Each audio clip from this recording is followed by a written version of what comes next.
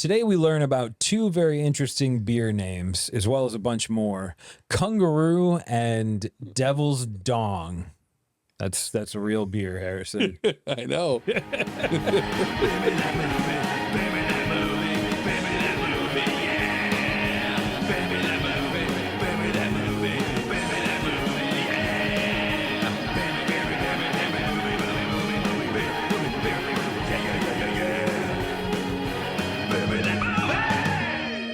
All right, Harrison, it's episode 18 of Fast Five, my friend. We've outrun pumpkins, survived mole infestations, dodged dump trucks, and now we got a fresh, clean slate.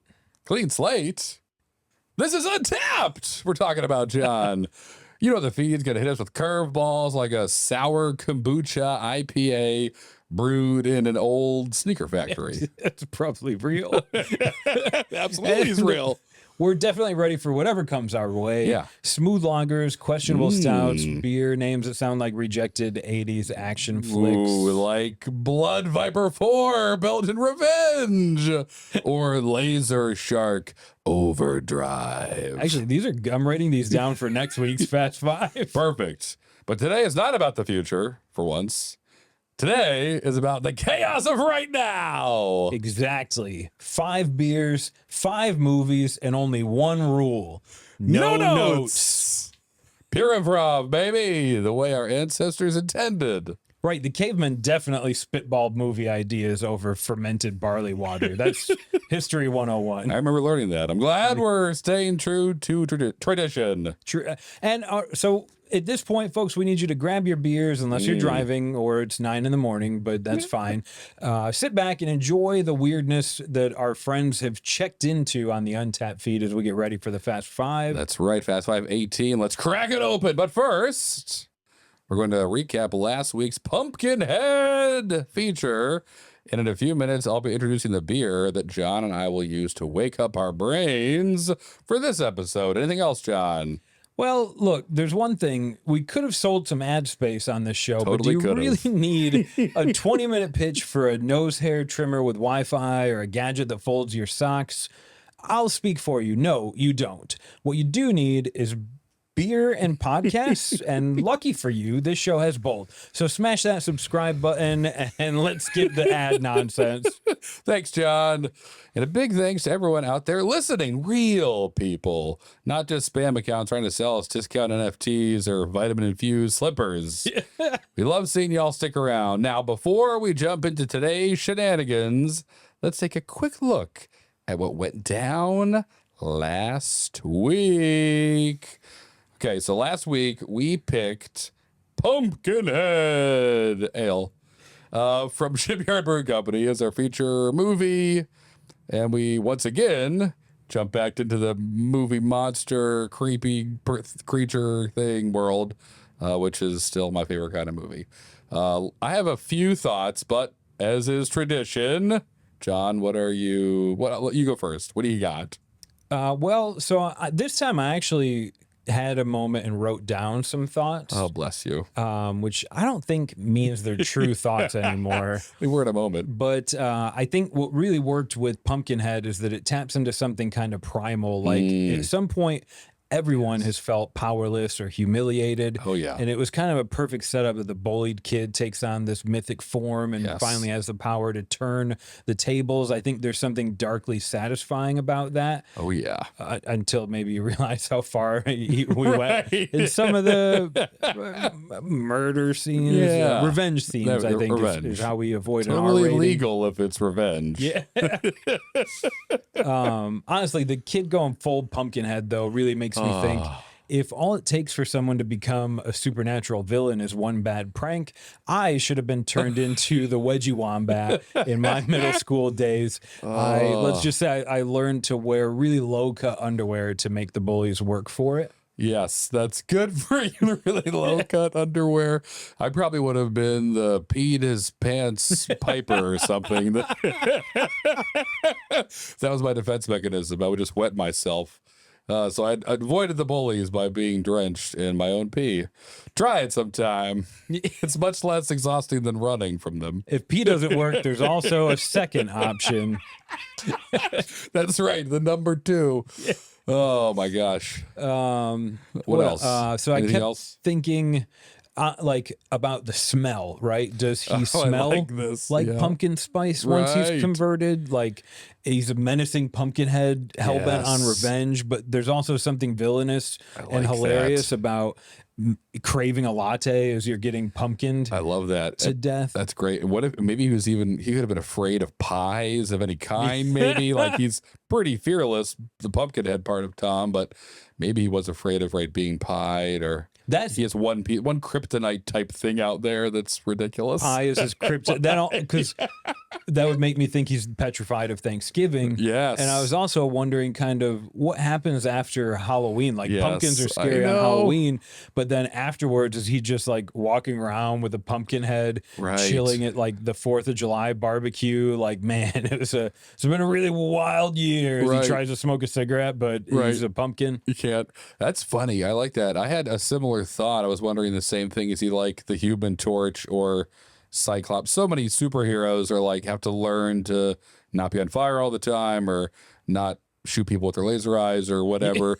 You're right. Is there a world where Tom kind of regains more control and the pumpkin head disappears? At least the head is gone. I guess he'd need to retrieve his head. We could, I mean, I could have fun exploring that. Just carrying around the pumpkin with like a Ronald Reagan mask over his non-head. That would be amazing.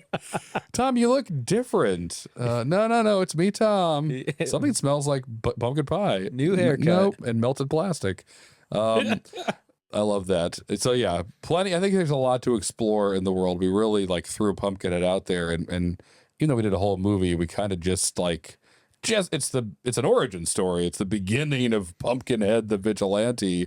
So obviously there's more to explore. Yeah. Speaking of which, Harrison, what did we miss out? What did we mess up? What did we? Oh man, the one thing that hit me, as they always do, and as a reminder, folks, these are all rough drafts you get to see happen live. So I think we allow ourselves, it's part of the reason we do these recaps is, like any movie, no one's shooting their first draft. So we get great ideas afterwards. Sometimes they're pretty perfect though, as they are. But I think we did maybe miss out on an opportunity to have Pumpkinhead throw his head for the first time, use his ultimate superpower, and maybe it's like a boomerang type thing where he takes it and throws it and it knocks the bod off his bike, then it decapitates him, and then it flies back onto Tom's body.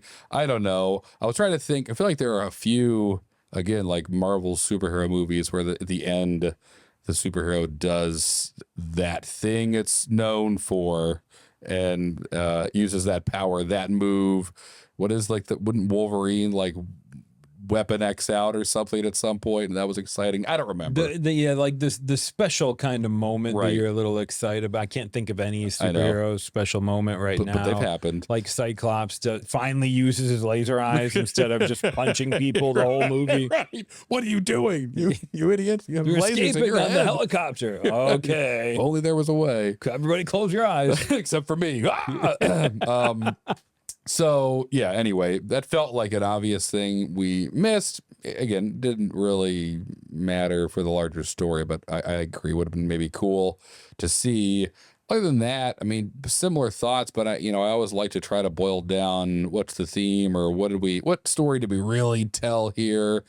And you kind of hit on it though, that we've all been bullied and stuff, and you have to kind of find that inner strength to get over it yourself. So this was kind of even though it was Tom and Pumpkinhead, you could easily say this is some kind of metaphor for kind of finding that stronger person inside you to, again, be brave, overcome things. We deal with that a lot, but it's important. So maybe Pumpkinhead didn't even exist as Pumpkinhead. It was just Tom died and came back with his inner voice being a little bit louder and taking the voice of Pumpkinhead. I do like that he was a 200-year-old ghost, so we did say that.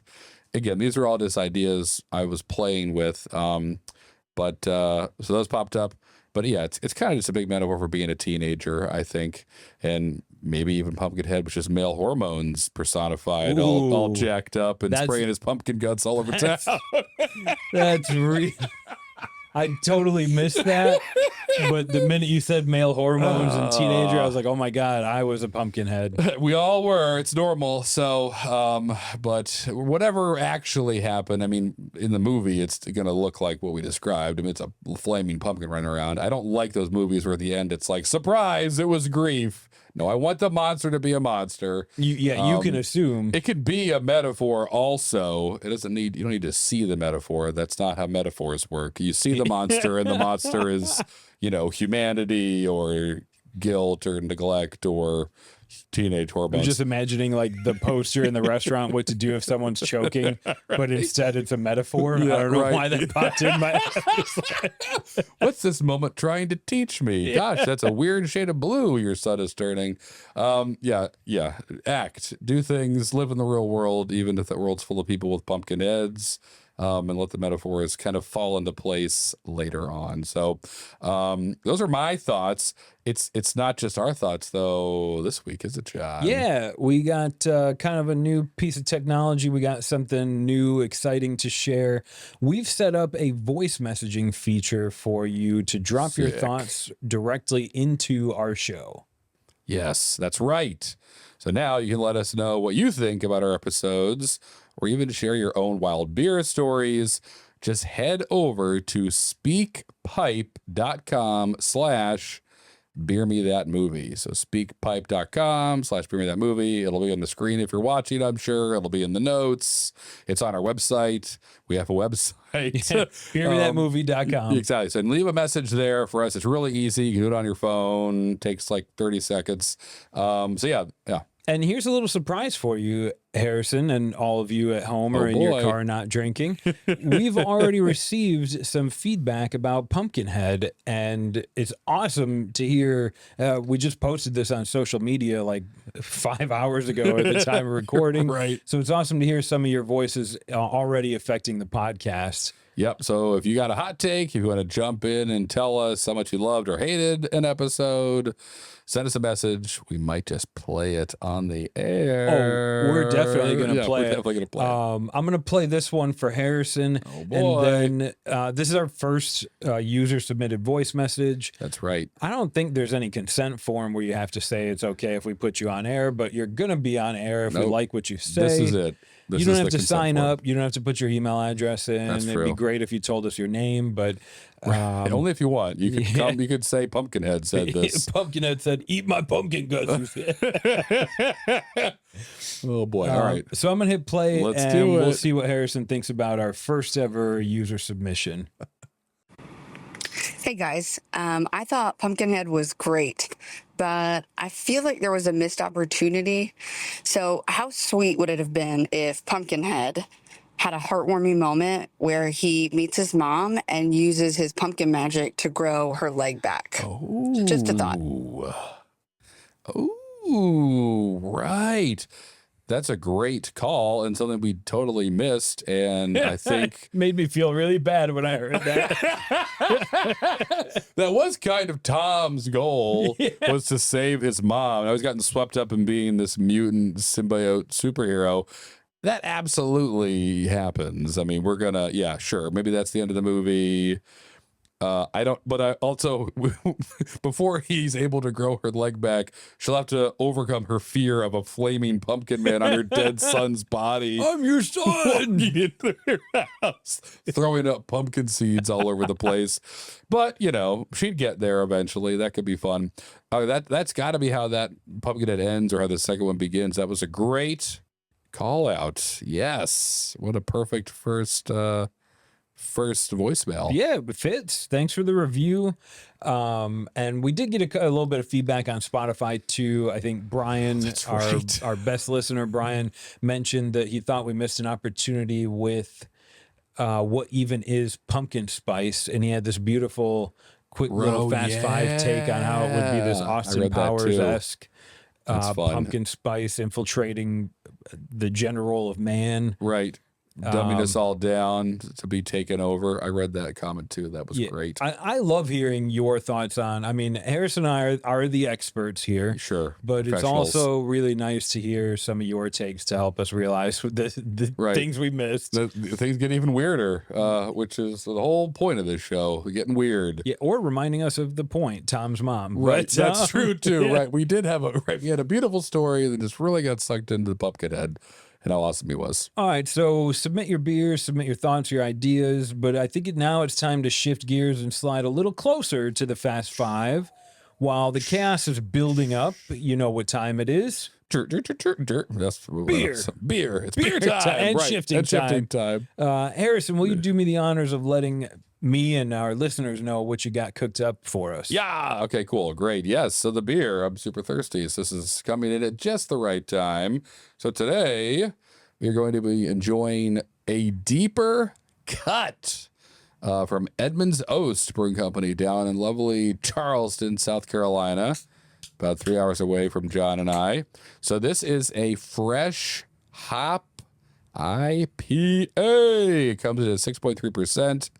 And from Edmonds Oast, real quick, we love hops on a deep level. In our never-ending quest to explore the most fragrant and most unique hop experiences, we procured a pile of freshly harvested and freshly cured whole-leaf Michigan-grown Chinook. We immediately threw them into the brew kettle and our over-engineered dry hop infusion apparatus to create a brew of deep complexity and deeper hop nuance. From a deeper cut, expected a throwback of an old school IPA, golden in color, notes of lemon lime soda, pineapple fresh cut grass, and freshly baked biscuits. Yes, I love that. Is lemon lime soda just the legal way to say Mountain Dew? Oh, okay. Or is it Sprite or 7? No, I don't know why I'm on this tangent. I'm sorry, everyone. Mountain Dew is. I think lemon lime is now Starry because 7-Up's gone, and that's all my kids know is Starry, which is funny. It's great. But so heads up 7-Up. But yeah, this is exciting. So I wanted to do this one today because fresh hop IPAs are like the forgotten fall beer. Everyone loves your Oktoberfests and your pumpkin beers and all that stuff, but this is fresh hop season 2, baby. So good point. The undersung hero of the beer world. I know you're a big is an understatement. Huge fan of the wet hopped beer. There's one that I think everyone knows, even if you're not aware. It's Sierra Nevada's Celebration. Yes, it's coming. It's actually out. I saw a case of it yesterday, John. There's not a stack of cases underneath my chair. I almost took the whole case. So I want to hear your review on this, but for those of you listening that maybe came to us for the movie and the comedy side of this podcast, then I want to hear you explain wet hop, fresh hop. What's the difference between that and just any other beer? Assuming all beers have hops in it, right? Oh, What makes these different or special? This is banging. This is like an old school IPA. So the short version of it is fresh hop means basically so fresh hop has less parameters around it. It's basically just like picked from this harvest season and ideally thrown in as soon as possible and brewed with as soon as possible. Wet hop is like they are wet from being picked off the vine, and like that stuff gets like airlifted places, or the breweries drive to the hop farm, pick it up, go right to the brewery. The beer's already boiling, they throw it in. Like the wet hop thing is like a crazy Mission Impossible type experience. Fresh hop is just kind of this year's crop because you don't always have to use hops that are picked in the fall. They're always picked in the fall. You don't have to always use this year's. So that's what this is fresh, whole cone, Michigan grown Chinook hops. They're whole cone too, which is cool. Not to go down another rabbit hole, but whole cone hops and that are freshly picked. They're like really grassy, which I like. And it's hard to get that from any other hop, any other time of year. And Chinook they're badass. They're one of the unsung kind of sea hops. Like everybody knows Cascade and Centennial and Citra. Chinook is like the dirtier, bigger brother. The Chinook and Columbus. The tad. Yeah, the tad, if you will, right, of the sea hops. So anywho, so that's what you need to know, I guess. Check out fresh hop beers. They're delicious. They'll give you something a little bit different than a regular IPA. So look for those grassy notes which you definitely get here, as well as just a nice punchy kind of, right, lemon lime, pineapple-y, Chinook. Yeah, this is a bang. I mean, a lot of times when I'm taking an IPA as my beer, I kind of sip it. I'll do like maybe a quarter mouthful or so and take my time with it. This was a gulp. Yeah, this was 2 gulps. It's already almost This is gone. going to be gone. It might not even make it through the beers. Good thing I have a few more. Yeah. But yeah, this is banging. Edmonds Oast crushes, makes great beer. We're lucky we get them. And I'm glad I saw this because I was like, I need a fresh hop beer. I need it. I haven't had one yet. And now we do. Yeah, this one's not a lot of bitterness. The lemon lime, I'm just looking for 7-Up flavor. But I mean, yeah, it looks nice. By early 2000 standard, this is hazy, but by today's standard, this is damn near a lager. Yeah, right. Yeah, it looks great. It does. It looks like all IPAs just look like. It is a little hazier, but that's cool. That's all good. It's great. It's fresh. All those hop oils in there making it look like that, which I'm all for. Keep them in. So that's the beer. It's great. We're going to drink it the rest of the episode. Yeah. Which is good because it's kind of the reason we do this. And sort of segueing and not really doing it well, but I just want to let you guys know that every single week, Harrison, the guy who also just described the nuanced difference between whole cone and wet hop and fresh hop, is also running our social media, really heavy on Instagram, TikTok, YouTube. Harrison's a social media guru in marketing for this podcast. Having fun out there. And he's basically, I picture him as like a fisherman out there just looking for your favorite beer submissions. But listen, don't wait for an invite, all right? You can just slide into these DMs with the weirdest, wildest brews you've ever come across, and we'll get them on the show. And wow, this week, y'all delivered. We got Harrison grabbed a few that we're going to run through and maybe even pick one to begin the Fast Five. Oh, yeah, definitely. I mean, we'll probably always go to Untappd in the feed, but we also, would love to do a 100% user submission show at least once a week, have a user submitted beer, but it'd be great if we had all 5. So please don't hesitate. We won't bite. It's not scary. You can just send us a DM, check in on every Monday. I'll post what do you guys have this weekend that's awesome. And take submissions that way too. But yeah, it's this has been fun hearing everyone's drinking and seeing what they're drinking and learning about new breweries and or hearing from some old breweries we've had on the show before. So let's dive into these. We got a few from this week that we were going to run through, and then we're going to pick at least one to kick off this Fast Five. So we got 5 beers submitted from 2 different people. Not just people that love this show, and we love them for it. It's Greg and Brian, everybody. Hell yeah, Greg and Brian. They've been super consistent and giving us great feedback, and Greg starred in at least one of our movies, if not multiple at this point. Yeah, good point. Greg's a big deal. And Brian's, right, he's in there, commented on everything, so you guys are great. Of course, you're getting shouted out, and we're going to talk about your beers tonight. So, all right, where do you want to start? So let's run through Greg's beers. What did he send in to Beer Me That Movie this week? So these are good. So the first one is a pun of a band I saw at Warped Tour 20. You can't say Warped Tour without 25 years ago. Immediately being old. Anyway, Alien Plant Farm. Nice. From Ruse Brewing, Alien Plant Farm, which is a pun on Alien Ant Farm, which was a band that had one song, but that was enough. Annie, are you okay? I remember being right there, hearing them play it. Okay, so that's good. Alien Plant Farm, puns, fun. Next from Greg, this one was very cool, and I kind of learned a little bit about this, I think. I'll hopefully remember it correctly. Nose Goblin. So obviously... Not Cone Goblin. We've been there, done that. This is Nose Goblin, and I believe this is like the beer Ghost Town, who also made and collaborated with Alvarado Street on Cone Goblin. They make Nose Goblin all the time, and the collab with with Alvarado Street. I can't fix that. Cone Goblin was like this beer combined with one of Alvarado Street's beer that has the word cone in it. That's why it was called Cone Goblin. So this is like the OG. Nose Goblin is their correct fat tire, if you'll. Yeah, sure. Or, yeah, like the kind of the Goblin contribution to Cone Goblin came from this beer. So Nose Goblin, the Cone Goblin. Nose Goblin, that's Cone Goblin. We can make about beer. Nose Goblin might be about another drug we can't talk about, but we'll come back to that. Maybe we'll talk about it today. Booger sugar. Yeah. And then last one from Greg.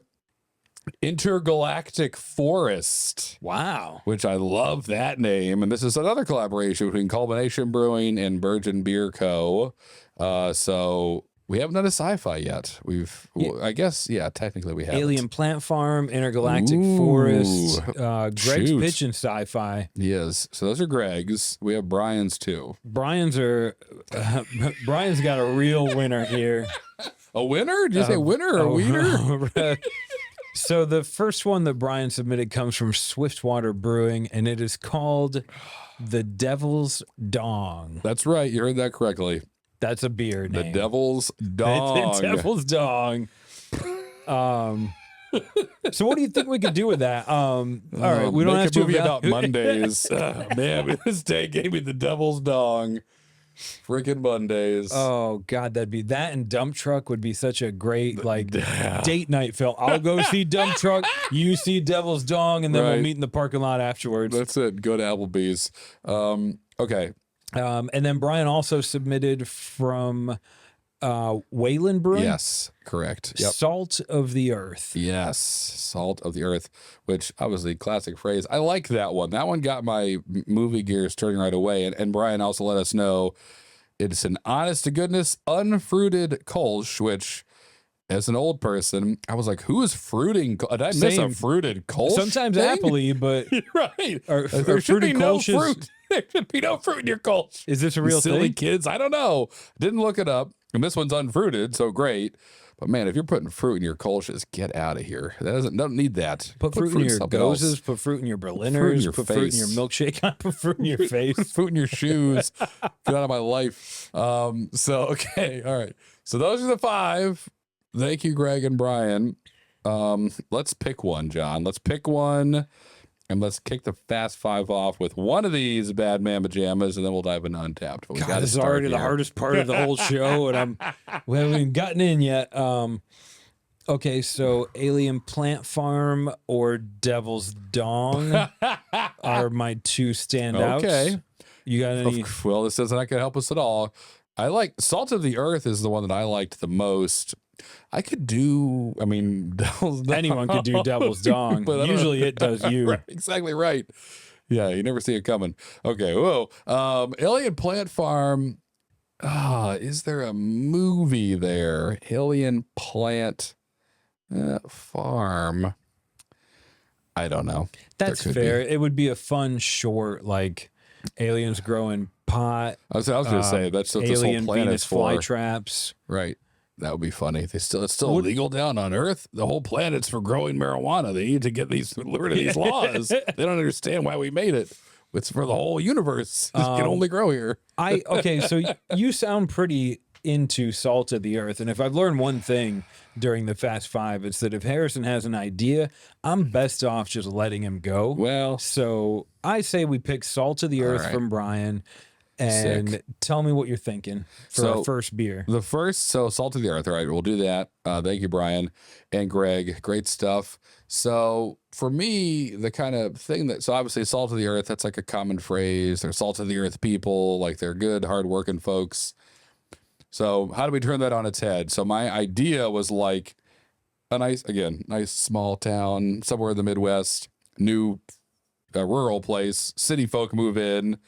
It's great. Salt of the Earth people. Everyone's nice. Everyone's saying hi, dropping off pies and stuff. But this is like a Stepford Wives type movie where, like, I don't know if the town is controlled by a virus, a ghost, a demon, an alien. Devil's Dong. The Devil's Dong is in all their soup. Whatever's happening here. But obviously, these are not Salt of the Earth people. And the whole movie is this, young family with 2 kids and a dog or whatever, trying to escape kind of zombie-like overly nice people. We'll also try to get to the bottom of it, like what caused this, what created this in the Stepford Wives type place where everyone's a little too nice and a little too neighborly. And so that's what I saw right away, was something like that. And maybe we tie it into like, you know, it's like a Soylent Green type thing, to use the earth part of the name. They're all eating the same cabbage that's, you know, right, polluted by some underground well that's where the devil used to swim naked. Like, I don't have all the like where you're going. I don't have all the pieces for why these people are zombie type creepy weirdos. Maybe we don't need to know the backstory. Just get thrown right in a thriller type situation where it's like everyone's nice, everyone's like a little too nice, a little handsy. Hey there, take your hand off my wife, make me, oh God. And now you're kind of fighting your way out of the PTA meeting and stabbing people with chairs, and it's awesome. So that's what I had. So here's a little riff. Here we go. That, John comes in and sees the whole picture so well. Well, okay, I'm going to try and weave some webs together. Let's do it. Let's weave, in baby. a far-off planet on a human colony. Okay. All right. Yep, I'm with you. We've been growing the key to faster-than-light travel. Whoa. Which comes not from an animal protein, but from a plant protein. Okay. In fact, on an alien plant farm in an intergalactic forest, yes, they grow the devil's dong. They call it the devil's dong because it's a lethal plant, but got it. If it's salted with salt of the earth, then the devil's dong is dormant and they can harvest it and they can turn it into fuel for their super ships. Hold on. So let me jump in. I love this. We have an opportunity to do like a child's play, whatever it's called, Children of the... Doesn't matter. The salt of the earth could be, so now these aliens show up. Here you go. We have faster than light travel. All it needs is the salt of the earth to work. Great. Come on down, aliens. By the way, what's salt of the earth? Oh, it's your blood. It's you. I love it. So that's the catch, is you can travel the universe. We just have to kill a lot of people before that happens, and so they can power the devil's dong. Which is the name of the spaceship. Yeah, exactly right. Maybe dong means something different. Just moves down, parks in the Grand Canyon. That's exactly reverse drive. Reverse. They're having trouble parking. Someone should help them. Getting really settled in there. That's it. It's been a while since we've been to the canyon. What's that sack it's carrying? Is that where they keep their air? Right. I'm sure it's all very advanced, son, even though it looks like something we don't talk about. Oh, I love that. So perfect. A couple different options there for salt of the earth. And we weaved in a few more of those beers. Good job, John. That was fun. I think humans being the salt of the earth could be a fun movie to work on. Don't accept gifts from aliens, folks. I guarantee part of the equation is, we got to grind up a couple people. But yeah, you can go wherever you want. Go to Mars. It's dirty. So much fun. Also, don't accept gifts from anyone in a van that says Devil's Dong. Yeah, exactly.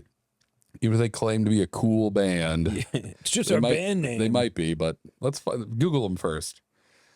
Okay. So that's beer number 1 down. Salt of the Earth from Waylon. Now, what's up, Harrison? Yeah, we're going to jump into the Fast Five. Thanks for all those submissions. Keep them coming. Well, let's jump into the Untappd feed, see what other wild brews are waiting for us. I mean, maybe we'll come across Nose Goblin. Who knows? Well, what else we're going to unearth? So grab that digital map.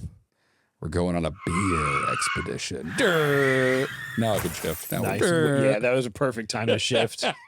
Skrrr. All right, looking for beer number 2. For today's podcast, our second beer is brought to you by Kings and Daughters Brewing. Ooh. That's a really fun name. Specific. Yeah. Kings and Sons is probably what most people would think of. Right. This is Kings and Daughters, and I think that's dope. And this beer is a fresh hop beer, which we're drinking. Ooh, fresh hop, baby, from Todd S. And it's called Fill Your Cup. Fill your cup. Fill your cup. My first thought is like taking urine samples from old folks. You gotta fill that. No, Clyde, you need to fill the cup. Fill it This up. is dust. Right, exactly. No, not with feces. That's all I got. My kidney stopped working 9 years ago. That's right. I can only shake for so long before I fall down. Interesting comic, 3-screen comic, but I don't know if that's a film. I have something, I think. Yes. Fill your cup. So what if I had a similar thought, but it gives me kind of fourth dose vibes. One of our second technically, feature we did many moons ago. But what if, to kind of twist it up a little bit, I'll lay this out. It's a cult. Okay, we're all in. It's Great. a cult. We all know what those are. Easy sell. They usually are a little too easy. And we introduced, like, they're in the woods. Everyone's partying or whatever, bonfires, people dancing around. Everyone drinks their, fill your cup, fill your cup. Tonight's the night. We're going to ride the asteroid to the next world or whatever. Like Heaven's Gate.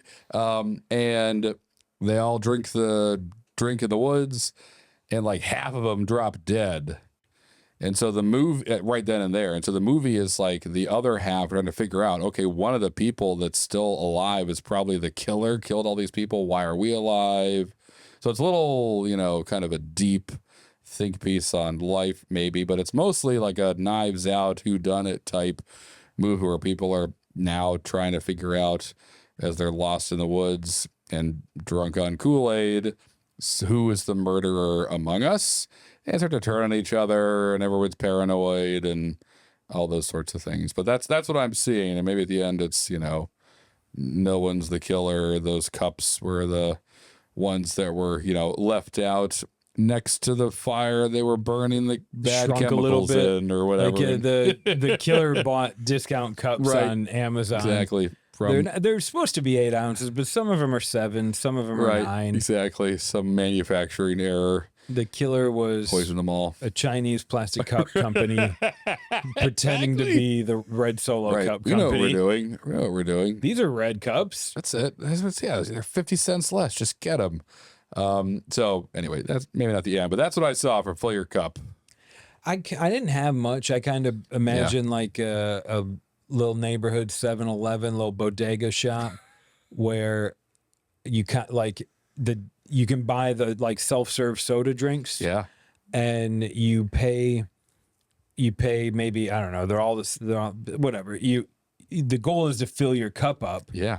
Because the old man charges you no matter how full it is. This isn't making any sense, but it comes because when I was growing up in a small little rinky-dink town with a bunch of little people that live small lives, myself included, there was a guy, and he was the father of 2 kids that bullied me, and he was in the country fair, was the name of the little store. Okay. And he was filling up his cup, and then he was chugging it and started to fill it up again. He looked at me like I was one of his own sons, and he was like, the trick is you drink as much as you want here and then fill it back up, and they only charge you for the 1 cup.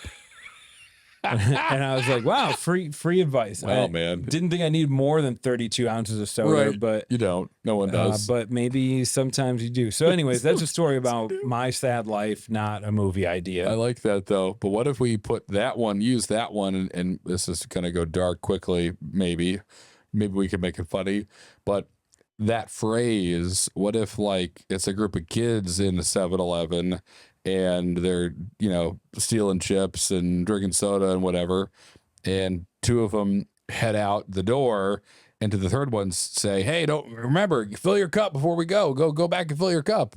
And that one kid runs back to fill his cup up, and something happens to his 2 friends, kidnapped, drive-by, whatever.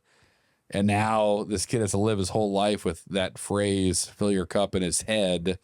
And then maybe becomes like a family man type movie, that Nick Cage movie where he gets to like, Don Cheadle meets him in a 7-Eleven and is like, want to see what your life could have been like if that you didn't go, or if you told them to stay, or whatever. I don't know. If you didn't try and squeeze out 8 cents more of Mountain Dew. It's like Mountain Dew is like Dr. Lightning or something. Right. Dr. Lightning. Everyone's favorite Way doctor. better than Mountain Dew. Woo. I don't know. There's a few things we could do. Obviously, cups are popular. I like the 7-Eleven angle. There could be some magic happening at the 7-Eleven soda machine. I don't know. And the Colts are always fun too. Maybe we can mix those two together if we move forward. Yeah. Fill your cup from Kings and Daughters. Cool. That's our second beer. We're looking for number 3. Okay, for beer number 3, we're going to pick one from Hop Butcher for the World. Nice. Checked in by Brett. This beer sounds like a Harrison. This must have been a journal entry when you were in like 6th grade creative writing. Probably. This is called Traveling Scientist. Ooh, Traveling Scientist. Not regular scientist. Right. I mean, this, I want to know what you have. My first thing is horrible. My first thought was kind of like, this is a grifter from like the late 1800s. He's the traveling scientist that goes to every town to talk with the single moms about improving their health for their children. And just, sneaks to a room with all the available ladies in town and does unspeakable traveling scientist things to them, and then moves along. Little does he know, he's now has 100 children across the country. Vibration is good for the blood. Right, science. No, you can put it inside. That's fine. Yeah, don't worry about it. Probably get it out later. And hold your breath. Plugged into the wall. Yeah. Woo, so hopefully that's a horrible story. Hopefully John is something better. I kind of dig where your head's at. So so here's an asterisk, real life fact. There is at least one man in the world. His name is Bill. Okay. And he's a gay man. Okay. That is an intimacy and dating coach. And his angle is the women will hire him. Okay. And he will teach them the art of... Oh, that's right. We'll say oral pleasure. And I believe he uses bananas as props. Yep. But he's been written about in magazines. He's a real dude, and all I remember is his name is Bill. So if Bill can exist, this world where this traveling scientist is, the traveling scientist, he markets himself to females, married females. This could be modern day. Maybe even we could go back as far as like 20, 30 years. And he's like in the back of Cosmo magazine or something. And he's selling his service to married females. And basically his tagline is like, is your husband an asshole? I can fix him. I'm a scientist. So he gets a phone call. Yeah, Bill, he took the promotion and he hates me and he hates his kids and he hates everything. He'd just rather be at work or pooping is all I can get him to do. I am a traveling scientist, professionally trained. I will fix your husband. Really, as the movie evolves, we learn that this traveling scientist is just a therapist. But no guy's going to take that, especially in the 80s or 90s. Like, don't therapy me. So he approaches, he's got a white lab coat on. Yep. He says, I will get to the syringes soon, but I must ask you some health documentations. Yep. Tell me about your mother. Was she kind to you? Did you have the teeth?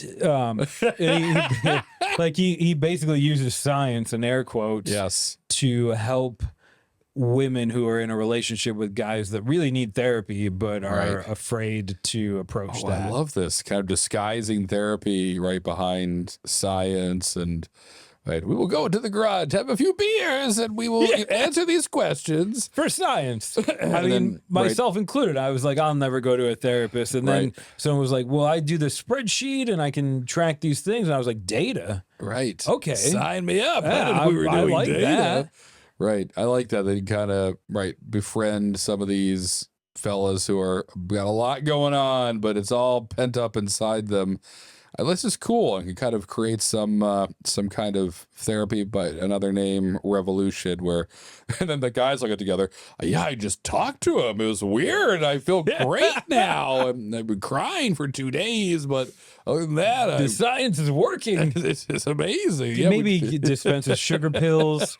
Maybe Right, he gives like saline IV That's drips. what I was thinking. Right, it's all there's nothing in the syringes. Total placebo. But if we timed it right, he could help Steve Jobs or right, like, and then Steve Jobs put him on to Bill Gates or something like that, where he's like helped grow these successful businnesmen with his science. Right, he's which a is really wizard. just. You know, just like saline solution and talking. Yeah, it's okay to feel listening. things. Right. Ooh, this is fun. And there absolutely was a time not too long ago where that was kind of the world we all lived in, where feelings. I can't have any of those. I'll push it down, push it down deeper until it gives me a heart attack when I'm 53. Come to my Thanksgiving. That time still exists. Yeah, they're still out there. It's poor walking heart attacks, but maybe someone like our traveling scientist could help. That's fun. I like that. And that takes us to beer number 3. So we're going to round out our gear shifting with 2 more coming up next, number 4. Coming in hot for beer number 4, we got one from Goose Island Beer Co. Sick. I know what you're thinking, Bourbon County. No, they make other beer. They do. This one's from Sean, and it's called No Plans. No plans. It's my answer to every question. No plans. Right. Meanwhile, I have 9.5 house projects that I'm in the middle of. Yeah, giant to-do list. Right. But no plans to get it done. John, you want to talk about when you're going to have that project done for work? I wish I could. Yeah, I got to backpedal and do some piggybacking as well. And no plans right now. No plans. I'll let you know. Keep you in the loop. I like that. I think we could probably have fun with that. Where, right, it's a guy who and we kind of, maybe the movie starts with a flash of a bunch of his Fridays where, what are you doing? No plans.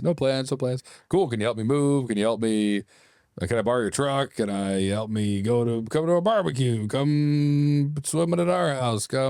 Basically, he's like You got to put a fence up. Right, exactly. So he's either like helping other people or just doing other stuff with other people. Okay, fine. But it's kind of portrayed in a way where he seems like he's kind of this side character in everybody else's life. Where, like, at the end of the day, couples they go home together, or the families go their way, and he's just always walking home alone.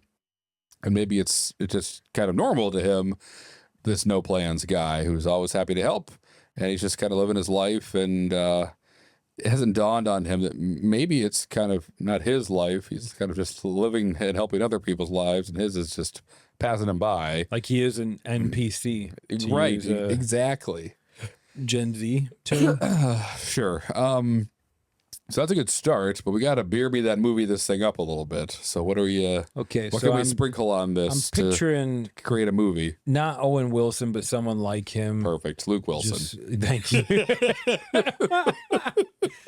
No plans, but like nice, friendly guy. Yes. Okay, life is passing him by, and I like the immediate thought is like, one day he's going to have plans, and sure. For me, he's going to have plans and they're going to kill him. That means the 95% of the movie is him not having plans. And then you finally get excited and you're like, game over. So maybe it's like, there's got to be a consequence to him never having plans that the audience wouldn't see coming. Right. Like he gets passed up for a job or marriage. Like that's, you expect that he's not going to get married. He never has his own plans. Right. Doesn't know anybody. It's just his friends, bunch of friends. How about this? Something like kind of the Ghost of Christmas Past, or an angel type, or just some dude in a suit, like just poofs into his kitchen one day. Keanu Reeves. Perfect. And it's like, oh my gosh, we have been looking for you. You were supposed to be a 0 on this sheet and you ended up a 1 somehow. And I got a lot of explaining to do, but I found you. We got to go. And he's like, who the heck are you? What are you doing at my apartment? What are you talking? Where are we going? I don't have any plans. Right. I can go with you. I got nothing going on. Of course you have nothing going on. Haven't you noticed you never have plans? You never do anything yourself? You're always like a side character to somebody else. And the guy's kind of like, I don't know. I thought I just had a lot of friends. He hasn't put it all together yet, but Keanu Reeves is quick to be like, hey man, I don't know how to tell you this, but like, you shouldn't even be here. Like, you were supposed to be scratched out a while ago. You're not part of the fates design. Right. We thought you stepped in front of a bus 12 years ago. You didn't. That's our bad. But we got to get you out of here. You're just floating around and you're an anomaly. And he's like, oh my gosh, I don't want to die. Sure, I don't have anything I want to live. I don't have anything to. And he's like, what? You don't have to live for? What are you talking about? No plans. So he keeps whatever. The no plans joke will happen a lot in this movie. But maybe he learns that like maybe this Keanu Reeves character slips up and reveals a loophole that like, well, what, you don't have like a wife and kids here that you're gonna leave behind. I'm free to take you right now. And he stops Keanu Reeves and is like, if I did, would that change something? You're like, well, they're different rules for different situations, but you can't find someone to get married in 5 days, can you? Because that's the only time I got left. And like, that's the movie. It's like, now this guy whose life has kind of just been bumping along, not doing much, has to have a purpose pretty quick. So then it kind of turns into a version of a romantic story where this permanent side character has to kind of like has to figure out what he wants to do, and that's a fun. Okay, I don't want to expand on this too long, but like I like where this movie's going. Yes, he ends up maybe trying to find love. Maybe there's another loophole that happens if the love idea doesn't work out for him. But because I wanted to, I don't know why, but I wanted to remain unexpected. So like, okay, gotta find a wife. I'm just waiting for whatever today's Meg Ryan is to show up in the movie. Oh, there's a barista. Here's how it's gonna work out, right? Like I want there to be another twist in this, but I kind of like. I agree. It could be. Maybe we don't. I have another twist. I have another twist. Maybe we save it for later. Yeah, I think it makes this a contender for sure, though. I see where this could twist and twist again and get us to maybe where a satisfying ending where we're not expecting. But it's good. That's probably like one of my top contenders for the night. I like that you've got some secret background stuff happening. Secret things. There may end up being a movie where Sean is a guy that shouldn't be. Sean shouldn't be here today. We'll let you know, Sean. All right, we got one more to put in the shift machine. Throw in the Tokyo Drift box. There you go. Thanks, Harrison. Flying down Japan Road today. Japanese Boulevard. Looking for number 5. Okay, for beer number 5, we have no choice but to acknowledge this check-in from Nathan, made by Bosch Kung Brewing. Yes. The beer is named Kangaroo. Amazing. Kangaroo. Teenage Mutant Ninja Kangaroos.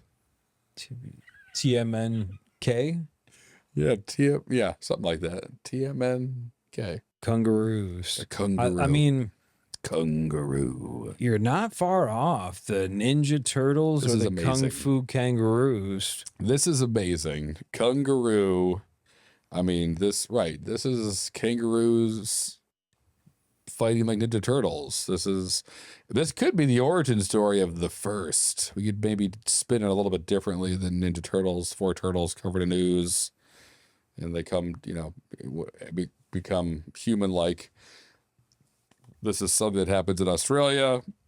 Maybe to one kangaroo, and he has to learn to defend himself. This could be, I feel like we don't need to say much about this. We say the word kangaroo, you should all kind of see the movie in your head. I see it, but I need more of a description. He's kicking, he's doing the cool boxing they do back on the tail, but it's kung fu.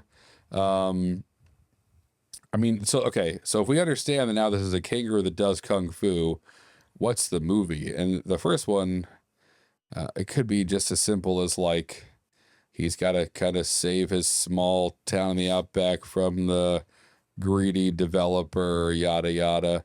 Maybe that's even how he's created. So just dump those drums in the river. No one cares about these folks. They don't care if it's sludge and toxic. It'll take care of itself. And that makes his way to where at that point just little kangaroo is living, drinks it, turns into kangaroo. Well, see, vengeance. The ooze transformed the Ninja Turtles from little turtles into big ninjas. Yes. So I think, but they learned their correct karate. Yes. From Master Splinter. Yes, they did. So I think I almost like the idea of there's a old kung fu master that lives in this small town. Yes. Oren Ishii, something I stole from Kill Bill. Yeah, crossover. And he has a pet kangaroo. Okay. Of course, you live in the outback. You probably got a pet kangaroo. Right. Maybe he's only got one. And the kangaroo is his sparring partner because he kicked all the Aussies' asses. But the kangaroo can box pretty good. So they end up training together. Something happens to the master. Oh. And now the kangaroo's like, bitch, I'm going to show you. Just like that. Good kangaroo voice. I like this. I could see these pieces, right? So maybe evil developer, whatever, kills the master, and kangaroo seeks vengeance. Maybe kangaroo is like, there's a bunch of us, and I know kung fu. Right. Let me build a little bit of a gang. I can teach the other kangaroos. Kangaroo. And maybe that's it. It's like a combination of like the awesome kickboxing that kangaroos do and formal karate, as he was taught, and creates his own form of martial arts called kangaroo, obviously. I also, for some reason, see him wearing a bandana and carrying an M60 machine gun at some point, but we'll get there. Assault weapon's not traditionally part of kung fu, I don't think. But it's part of kangaroo. Let me tell you. Everything is a weapon. I also picture like a leather jacket with some spikes on it. Oh, okay. The Ninja Turtles were named after Italian Renaissance. That's true. Heroes, we'll say. Are there Australian equivalents? All I can think of is like Dundee, that's what I was going to Paul say. Hogan. Yeah. I mean, that's it. It's Dundee, it's Hogan. Vegemite. And Surfer. Perfect. I don't mean to disparage you, Australia. I know you're better than that, but that's a great highlight there. Highlight reel. Paul Hogan. Oh my gosh. This is at some point, kangaroo's like, you call that a katana? This is a katana. And that's when he pulls the M60, and it's a double joke. He just lays to waste. That would be amazing. Oh man. So this is great. We don't really have a movie yet, but that's never stopped us before from making a masterpiece. All we need is a sexy nun and some traveling witches, and we are in business. We'll see you at the Oscars. So I think there's enough here for kangaroo for us to marinate on it and maybe take that leap into kangaroo land and become really an expert in karate and kangaroos as quick as possible and make a movie out of it. I did take karate in first and second grade. Oh, good. So that's enough of some things. Yeah. Good. Perfect. They do things called katas. Yes. Which are basically dancing with yourself. That's right. So I think there we go. It's a good time. I'll be your karate consultant for this film. And I've seen a kangaroo before, so we've got all the expertise we need here to make Kangaroo the next Teenage Mutant Ninja Turtle franchise. Yeah, and we should definitely put people in kangaroo suits. I don't want to deal with PETA. Oh yeah, no, or CGI. I want this to look. I want you to be able to see the human actor's eyes inside the kangaroo's mouth. Yeah. Every time they fight, that's how you know it's real. Yeah, I saw Venom. CGI can't save. Even Tom Hardy couldn't save that. No, unfortunate. But yeah, this could be fun. I wonder if King Kangaroo was more of a Rambo type. I mean, he could have an army of kangaroos, but what if he's a lone kangaroo? At least in the first movie. Maybe that's how it ends. Right. It ends with him forming the Hogans and the Vegemite and the whatever. Crafting Australia's first boomerang. Right. Ooh, out of the elbow bone of some killed henchman. That would be amazing. And this movie's got a lot of awesome scenes in it. And- Light on plot, but that's okay. Yeah, you don't need plot when you've got Kangaroo. an ancient kung fu master played by who else? Mel Gibson. Yes, yeah, exiled out of America and Scotland and wherever else he might be from. Australia. I guess he's from Australia. I think so. He's back home. Bringing him back home. That would be great. What a great return for Mel as well. Yep, huge beard, gravelly voice. Oh God, I could see that. And right, so, and he's not teaching him kung fu or karate. He's just teaching him kind of bar fight techniques, but he's hammered all the time. Just kind of trying to pass it off to little kangaroo. That's the kangaroo's like spinach power is Right. just slamming a Foster's. Right. Taking some oil cans down and then smashing some heads. I like Kangaroo already. Oh my gosh. Kangaroo is the funnest title, I think, in our bunch tonight, but we've got some good ones. We do. And we've got 5 down, including our user submission. So since we have one beer from a listener that's included in this Fast 5, do you want to add one ultimatum? Let's do it. Let's give ourselves one more shot to add something to this Fast 5 that's feature worthy, and then we'll make our call. True. If you learn anything from this podcast, is give yourself a set of rules and then give yourself a little wiggle room too. Absolutely. All right, let's find this ultimatum. So for our first and only ultimatum tonight, we actually got tagged in this beer from a friend of ours, Brian. Yes. And it's from a brewery called Acronym Brewing. Harrison, That's right. What's special about that brewery? Yep, it's Brian's, I think, his favorite brewery, and unfortunately, they just closed their doors just this past weekend. So that's a huge bummer. And Brian kind of wrote to us that he would love, we consider this for the Fast 5, love this brewery, and they will shut their doors on the 19th. So we hear you, Brian. That's a bummer about Acronym, dude.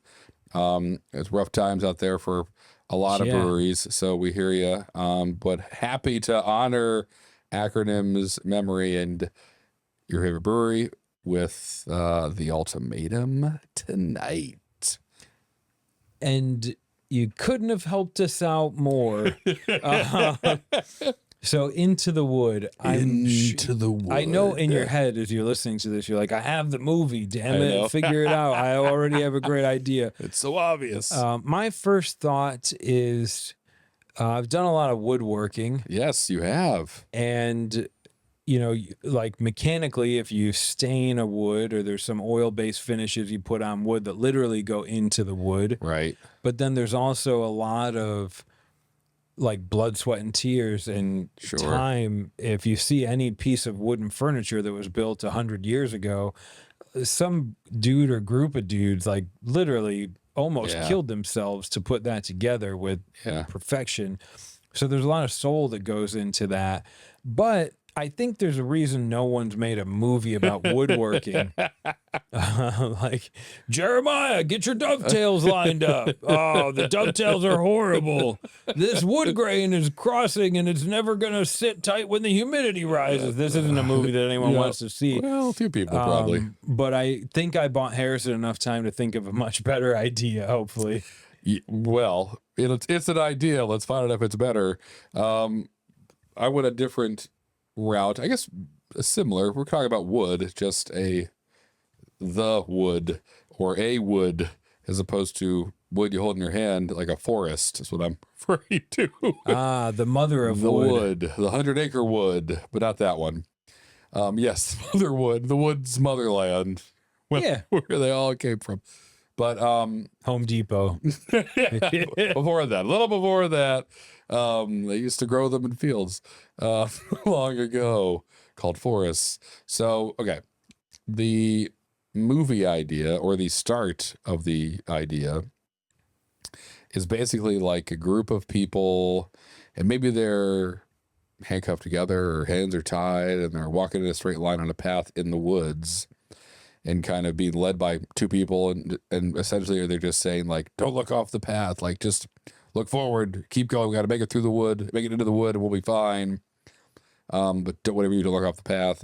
And of course, somebody does, and something happens. Some creature in the woods comes and grabs them. They scatter. One hides and sees the truth of the woods. And at that point, it could be a million different things. Befriend the creatures, use the creatures to take over the prison guards that they've all been forced to live under. Yeah, I don't know. That's all I have. We're going into this dark wood with a bunch of prisoners, and they escape, and some creature kind of comes to their aid to help them. It's been hiding in these woods forever.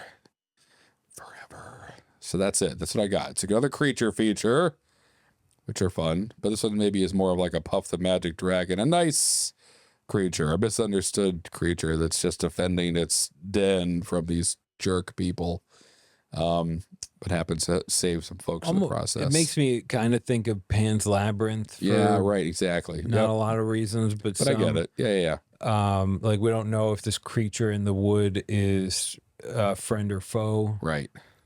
It seems like we're being driven into the woods by a foe. We're all tied up, and we're getting taken someplace into the wood. I like that. It's so hard for me not to think about woodworking. I know. Even in a given, like I wake up Monday mornings thinking about how I'm going to build my next drawer. That's right. It's hard for the devil's dong to hit you in the head when you're happily thinking about woodworking and bookshelves and stuff. Figured out. There's probably a very Robert Zemeckis sort of film where it's the story of a passed down coffee table from generation to generation. Wow. And like the story of this family is like in the wood. Every stain and every chip and every missing piece. Yeah. But I don't know if I want to see that movie as much as I want to see. I mean, Robert Zemeckis wants to make it now that you said it. I guarantee you, he's like jumping up and down, going, "This is it. This is better than Wilson. Why didn't I think of this? A movie about a coffee table. Oh, genius!" And he'll make it great, but for me, it's just an excuse to use some woodworking terms. I like where your head's going, and I think the big thing to play up in that would be this unknown creature. Is that creature going to save us or kill us? Is it indifferent? But I think that becomes like the way that's the movie, right? Yep. The kid trying to befriend this creature. Yes, that's fun. And maybe it even turns into I love technology. It partially keeps me alive, but maybe it kind of turns into a story about it, like we're being driven into the wood, and if we just open our eyes to it and accept it, like the wood or nature or a little bit more of a simpler life is really all that you need, right? To find joy. You don't need to be shackled up to the person in front of you, following their every step, with your head down, ignoring the world around you. As we all do too often. There's mystery and magic in the wood. We basically just made a commercial for an online college. Free yourself. Come into the wood with us. We're like an online commune. Take your clothes off. Come see what we're doing. Come into the wood. Honestly, if someone pitched me a commune on 6 days out of the week, I'd be like, let's go. You can have my house. You guys grow your own potatoes. Right. I'm in. Love potatoes. Do you cook over fire or gas? Because if it's gas, I'm staying here. I have air conditioning, but so that's a good wrap. Thanks for shouting that out, Brian. Yes. Tragedy to hear about acronym, as Harrison pointed out. Like it seems to be happening to a lot of breweries now. But I think while Harrison and I don't think you've ever gotten to taste them. No. Sometimes the breweries I remember most fondly are the ones I only got to dance with for a little bit. So I know, right? And also maybe see if you can grab a couple of those in store. I was gonna say, it's a sour. It'll last. Hopefully you can grab some cans or bottles and stash them away for a little while. Keep the legacy of acronym going, but happy to shout them out today and share that story here. So thank you, Brian. And who knows? We may be talking about them a ton next week too, but that ends up being our feature. But it's that time, John. We got to figure this out. What the heck are we doing? What it's the worst part of this whole podcast. Remembering and then just making that decision. Yeah, so we got some work to do, but not too much work to do. All right. Well, we've got to remember the beers. Yes. And then we've got to pick the one that is going to be the feature. Man, oh man. So, remembering, I've got you. Thank goodness. We figured this out, folks. We've learned about lists and writing things down. I learned that I at the time, I'm like, I'll remember this. I'll remember this. No. Most of the time, I can't even remember to write it down. But today I did. Amen. So in order, Harrison, here's what we got to choose from. We'll probably have to start the process of elimination, but Salt of the Earth. Nice. Our first beer submitted by Greg or Brian. I can't remember that far back. It was Brian. Yep. Fill Your Cup. Oh, yeah. Yeah. Which we had a lot of ideas on that one. Yeah, we tried. I don't know if that's probably the first one I'd eliminate. I didn't do so great with that. Okay. I shared a bad memory. Traveling Scientist. That one was interesting. The Secret Therapist. Right.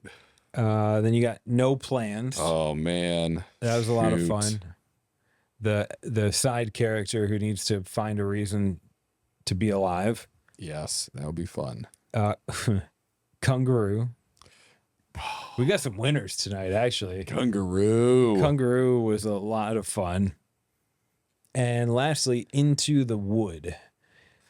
Into the Wood. An M. Night Shyamalan type movie. Yeah. Something a little creepy, but a little magical. All right. Which magic? Which magic? What hump? Okay. Is anything like floating towards the top for you? No Plans would be fun. A little bit different than the past couple of kind of action-packed punching dump trucks and pumpkin heads in the face, which is good. I like No Plans because we said enough to set it up where now we've got to have this guy either find the love of his life or find another reason to talk to Death or Keanu Reeves about why he should be allowed to stay. I like that one. That one's probably my top right now. But it's tough to walk away from Kangaroo, but also it's daunting to think about trying to do Kangaroo. So Traveling Scientist I'm proud of because that was one of the few where I feel like I had a good idea. Oh, yeah, it was great. That was a great one. But I'm missing pieces, and we don't have any time to think through them. Kangaroo, same thing. Phenomenal. If it would be a lot of fun to do Aussie accents and kangaroo fighting, but yes. So those are my top two, but my top one is also No Plans. Oh, baby. I think we're in it. That was easy this week. If that's what we're going to do, I'm ready to do No Plans and make some plans. And tell that joke 9 different ways next episode. It's going to be, we're going to take a sip of your beer every time we say plans next week. You may die. And pick up a 12-pack of beer you like before you listen to the episode. But I guess that wraps it up for us. So we're going to see you in 7 days, and we're going to turn No Plans into a actual movie. To a yes movie. Yeah. All right. Well, till then, John, as always, peace. Punch. And give me your lunch. Yes, give me that kangaroo.